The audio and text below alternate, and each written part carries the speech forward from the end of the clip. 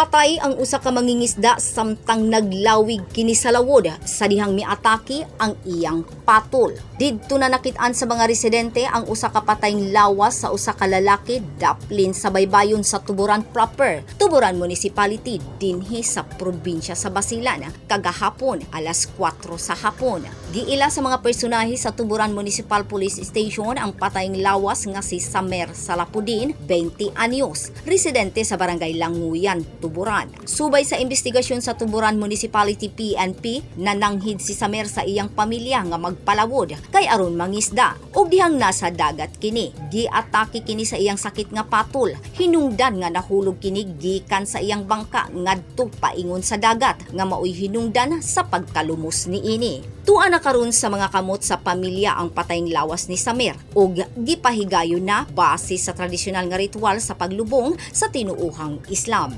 Grace Alcunaba, Newsline Philippines, Basilan Province. Stay safe!